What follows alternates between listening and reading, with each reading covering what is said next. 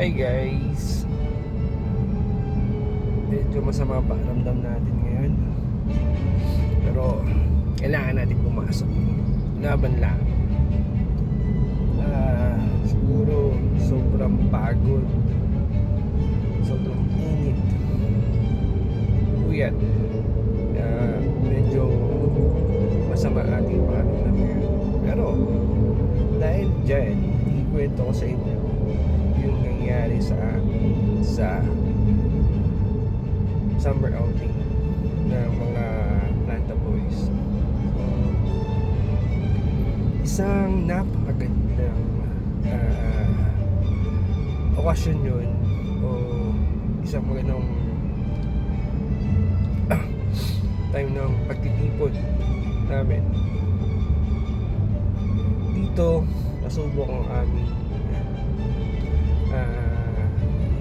pagiging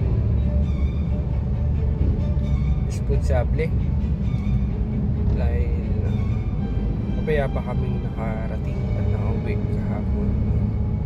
Tulong ng mga driver na nag-drive na mahusay at maingat. Alam yung lahat ng gawain sa beach front or sa waterfront, syempre may mga kanya-kanya kasi responsibilidad tulad ng mga pagluluto, paglilinis, paglilinis, pag-aasikaso ng pagkain, ano pa, pagtingin sa mga kasamahan kung nasaan, kung may nawawala ba, o lahat concern sa nangyaring aktibidad.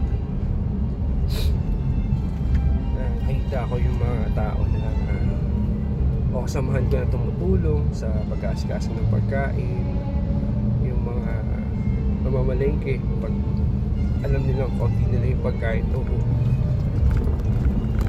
medyo biting yung pagkain, may nagsasaing, nag-iihaw, may nagluluto, may mga nagagayad ng mga gulay, mga pangsahog, may mga nag-aasikasa ng mga paper plates, ng mga prutas, maghihiwa, at iba pa, marami pa. So nakakatawa, hindi na talaga sila bata. I mean, responsable sila, lahat sila. So kaya nakakatawa lang. May isa pa nga doon na parang may sakit, parang umatahe yung gout. Diyan naman kung hinilot, yan kasi yung may sakit, hindi nila pinabayaan. So yun din sa lahat yung mga activities namin na tulad ng mga water, banana boat, bangka, nakakatawa. Sa bagay na yun, ay happy. So isang magandang simula ulit ng aming susunod ito, balik sa trabaho.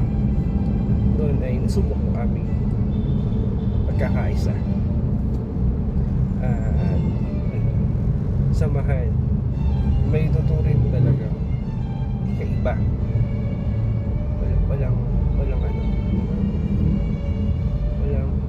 boss, lahat isa lang. Pero nandun pa rin yung respeto, ay kahit sino man yan o anong posisyon man yan. Nakakatawa. Kaya parang sa magandang pagkakataon talaga lagi ako nagpapasalamat. At kahit may mga problema sa planta, may tutuloy pa rin na mahusay at maayos maayos yung pamamahala ng ating management. Ngayon lang na kwento ko lang ulit at ako ay masaya at sobrang blessed and thankful sa mga sumuporta sa aming summer outing. Guys, on the way na ako sa planta. Bye. Sa ulitin, cut ko na to.